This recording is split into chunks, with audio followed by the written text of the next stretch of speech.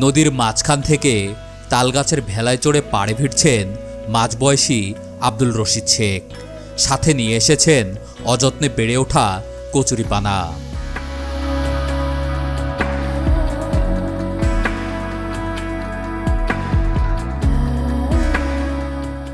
এই বর্ষার মৌসুমে তার খামারের 50% খাবারের চাহিদা পূরণ করে এই কচুরিপানা।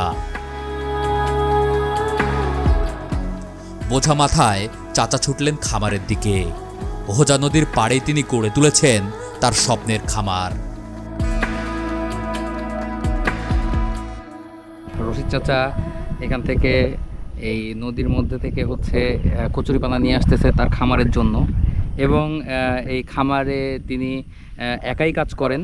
এবং তাই যে এটাকে আমাদের এইখানকার স্থানীয় ভাষায় বলা হয় ডোঙ্গা, যেটা তাল গাছ দিয়ে তৈরি। তো এটাই ব্যবহার করে তিনি নদীর মধ্যে যান। যদিও এটা অনেক ছোট নদী, তারপরে এখন পানি অনেক বেশি হওয়ার কারণে একটু বড় লাগছে, কিন্তু এটা একদমই ছোট নদী। তো এই নদীতে যদিও একসময় ট্রলার চলতো, কিন্তু এখন আর কি এটা খননের অভাবে একদমই ছোট হয়ে গেছে, মরে গেছে। তো এখান থেকেই তিনি বাতরাস সংগ্রহ করছেন। এটাকে আমাদের এখানে স্থানীয় ভাষায় বাতরাস বলে। তো এই বাতরাস